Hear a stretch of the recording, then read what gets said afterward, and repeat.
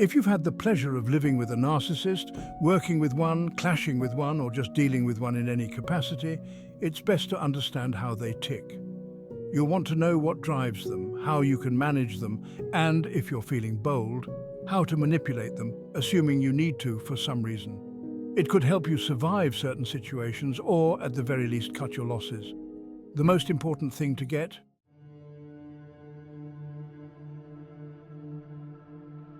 a narcissist is a deeply wounded, dependent person. They are completely reliant on their image and the impression they make on others. In most cases, they faced rejection, shame, humiliation, or manipulation as a child. They suffered what's known as narcissistic trauma. And no, that doesn't mean they were just in love with themselves. It means that they were denied love for who they truly are. They were rejected, betrayed, and abandoned. Parents who were cold, absent, or manipulative laid the groundwork for their trauma. When the people who were supposed to love you treat you like that, you grow up believing that your real self isn't worth love, that you're a mistake, worthless, destined for the trash heap, their true vulnerable self poisoned, paralyzed by fear, shame, and the unbearable pain of rejection. A child's mind can't handle all that. So to survive, they construct a false, artificial self. They create a persona to shield them from rejection, humiliation, and abandonment. This false self must fit the expectations, complexes, and neuroses of their parents.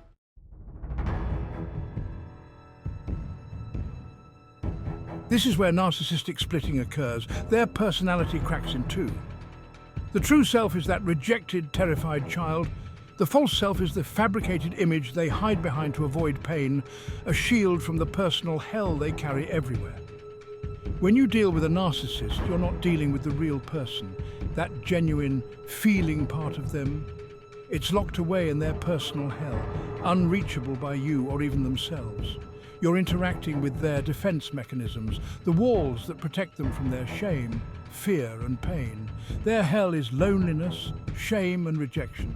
That's why they make others dependent on them, to avoid dependency themselves. That's why they devalue others to avoid being devalued. And that's why they manipulate, use, and discard others without a second thought to ensure it doesn't happen to them.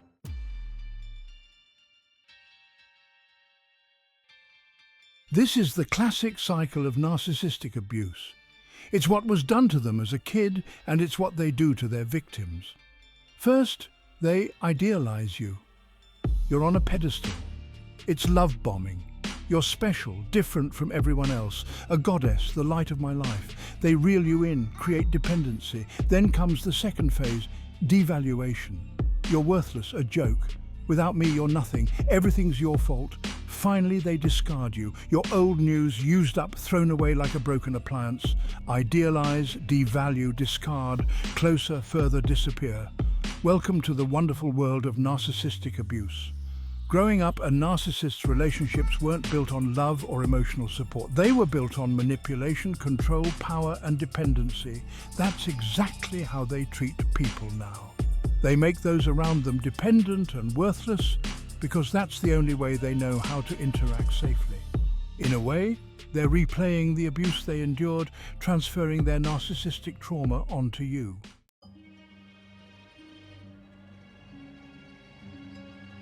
Victims of narcissistic abuse end up exhibiting similar symptoms to the narcissist themselves. Their self-esteem, empathy, and trust in others may never fully recover. That's why any interaction with a narcissist is toxic. Even thinking about them is toxic. Tracking them on social media? Toxic. Watching endless videos about narcissists? Toxic. Even making videos about them? Toxic. As long as they're living rent-free in your head, you're still playing their game. They're still relevant, important, they're still alive in your mind.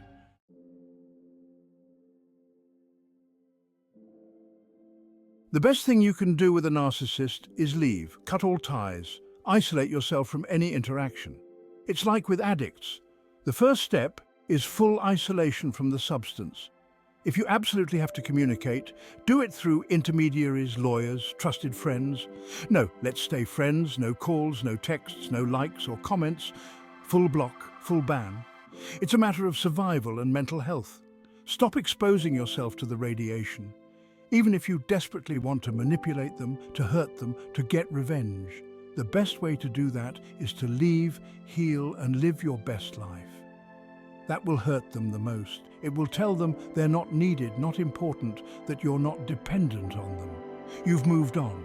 For them, that's their personal hell, their ultimate trauma. If you can't cut ties, if you're still in communication, know that you're still hooked, still dependent. And no matter what games you think you're playing with them, remember? You're still in the casino and the house always wins.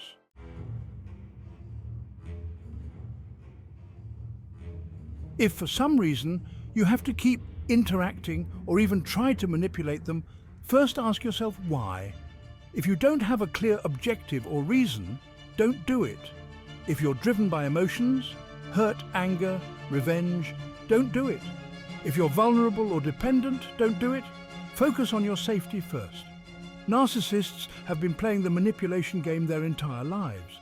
For them, manipulation is survival. Sure, they have weaknesses, their trauma and their dependence, but don't fool yourself into thinking you can outplay a con artist in their own game. The best option is still to cut ties, heal, and move on with your life.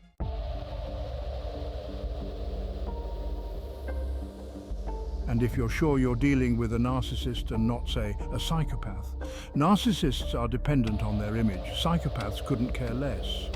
Narcissists need approval. They want to be part of society. Psychopaths don't. Narcissists are reactive and impulsive. Psychopaths are calm and controlled.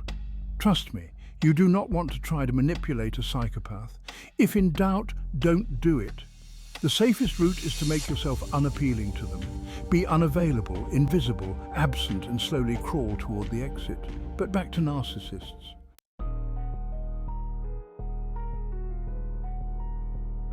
If you must interact with one, better to understand their dependency and know how to handle it. Their greatest vulnerability lies in their trauma, the unbearable shame, guilt, and fear of rejection. These are the emotions they'll do anything to avoid. So any hint of criticism, blame, responsibility, or indifference will send them spiraling.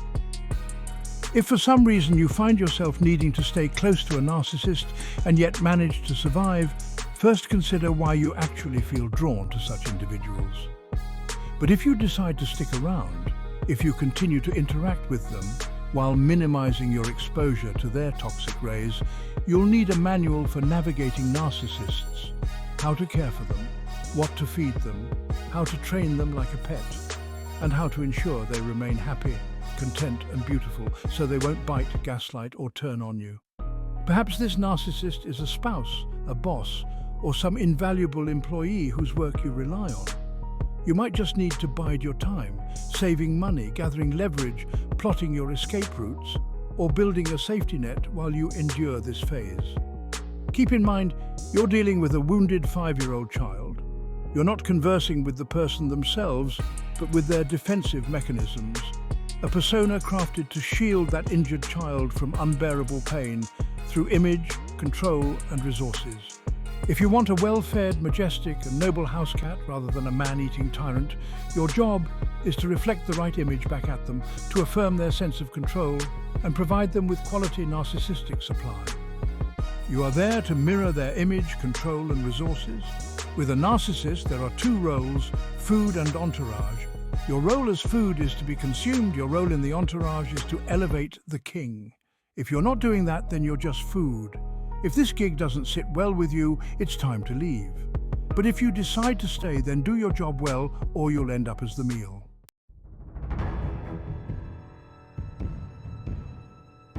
Now let's explore what you must absolutely avoid doing around a narcissist to prevent triggering their wrath, anger, and revenge. First, under no circumstances should you criticize them, argue with them, or evaluate their worth, especially not in public or privately. Your job, your purpose is to reflect the king. That's it. Any doubt cast on their exceptionality or perfection will be seen as betrayal, an insult, or an affront. You'll become their enemy, a target for attack. Second, don't even think about being indifferent. Your role is to reflect their image brightly. Without that image, there's no narcissist. So, react with awe and admiration to all their displays. Indifference or insufficient admiration will signal to them that they are not special, not exceptional, and they will not forgive you for that. Third, never offer your ideas, advice, or help. Never propose an alternative viewpoint. This implies that there's something they don't know or can't do. You're essentially trying to bring them down to your level. How could you possibly believe you could grasp the maestro's intentions? Your job is to be awed by their genius. It's like the classics.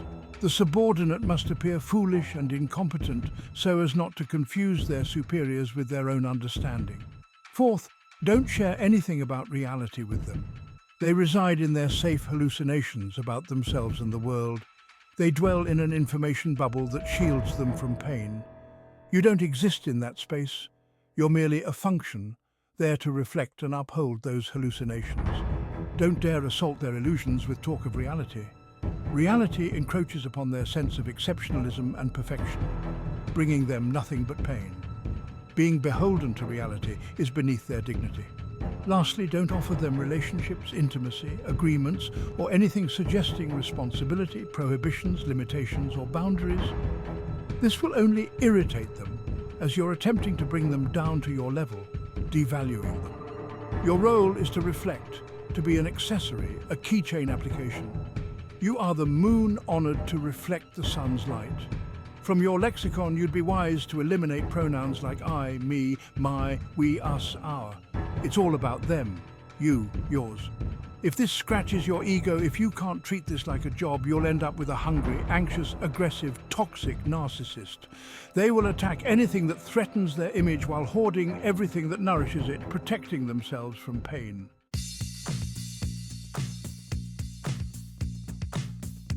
If your aim is to become vital and valuable to them, to have them cherish and care for you instead of devouring you, then you must learn to recruit the narcissist. You need to provide them with exclusive narcissistic supply, feeding their ego and their image in ways no one else can. What's on the menu? First, it's exceptional attention. All your focus and admiration should be lavished upon your narcissist. Just like Grandpa Lenin decreed, land for the peasants, factories for the workers, and attention for the narcissists. Listen intently and enthusiastically to everything they say, agreeing with them on all points, supporting them, and showering them with admiration. Think of it as working in a preschool, but with only one child. Second, provide an exceptional image. Feed them the image they desire, the way they long to be fed by their mother. You'll need to study their dietary preferences, their image, their false self. What ingredients comprise it? What do they need to appear to feel safe in the eyes of others? What qualities must they feed their image to feel good, satisfied, and happy? I'm smart, I'm beautiful, I'm brave, I'm rich, I'm famous, I'm Elvis Presley, I'm a singer-songwriter, I'm trendy. These are the traits they lean on to avoid their trauma, and these are the very qualities you must admire with dazzling fervor. You may have to calibrate these qualities over time, paying close attention to their words and reactions, noticing how they respond to different traits. The closer a quality is to their image and trauma, the brighter they'll react. The more effortlessly they'll transform into that joyful 5-year-old child. You can also take note of what your narcissist criticizes in others. He likely projects onto them the very qualities he feels he lacks. If you hear them say, "How can someone be so stupid?" Or "He's such a loser, probably has only a third-grade education," you can deduce that education, success, and intelligence are crucial to him. So complement his intellect, education, and success. Third, give them exceptional control and power. Show them complete subservience and loyalty. Create the illusion of their greatness and authority. Make them believe you are entirely dependent on them. Demonstrate to them that they are important and irreplaceable. If it weren't for you, oh sovereign, we'd all be lost. Without you, we wouldn't know what to do. Guide us, Master. We're all confused and frightened. We depend on you completely. Fourth, offer an exceptional resource. Provide what no one else can. You can become their unique resource, their dealer, their chef. For example, feed their paranoia. Did you know what your colleagues are saying behind your back? How can you trust them? They'll betray you at the first opportunity. They're envious of you. You understand that, don't you? You're smart. Exceptional attention, exceptional image, exceptional control, exceptional resources. You become indispensable to them, entwined in their dependency.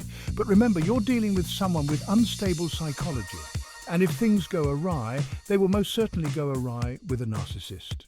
So have at least a plan B and an exit strategy. Because breaking off communication with a narcissist who's already latched onto you is much harder. If you doubt your strength or feel threatened, don't engage. The moment you sense they're hooked, you can start to practice some restraint.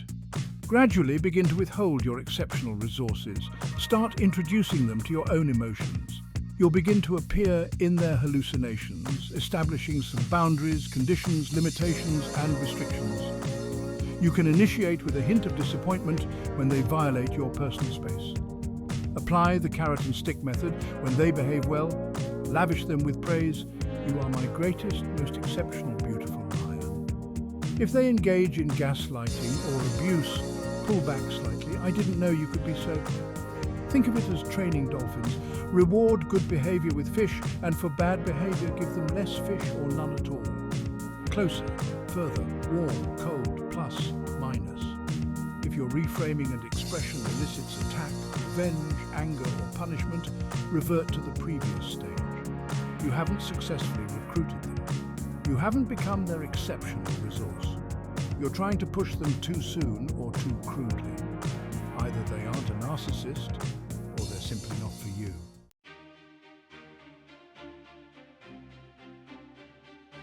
If your goal is to neutralize the narcissist, to incapacitate and disrupt them, direct confrontation based on the criteria and qualities you know will make them your enemy.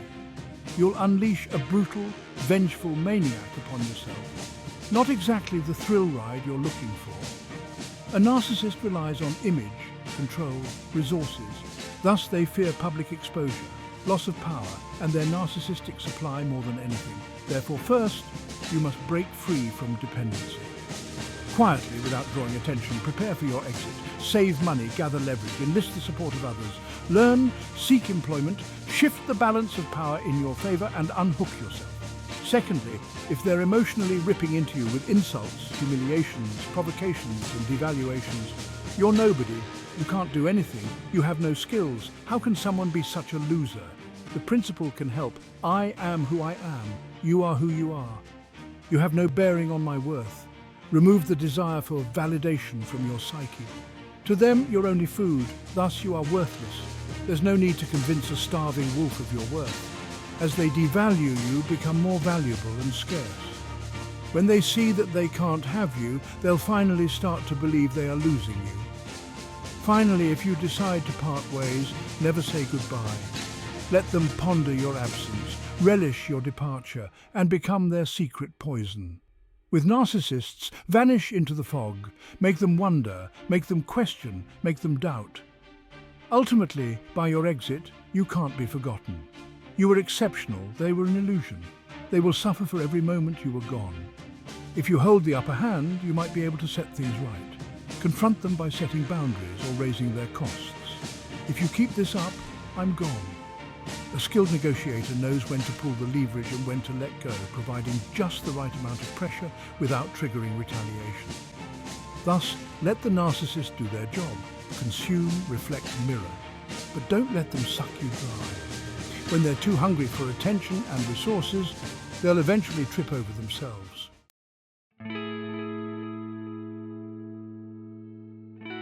Cheers!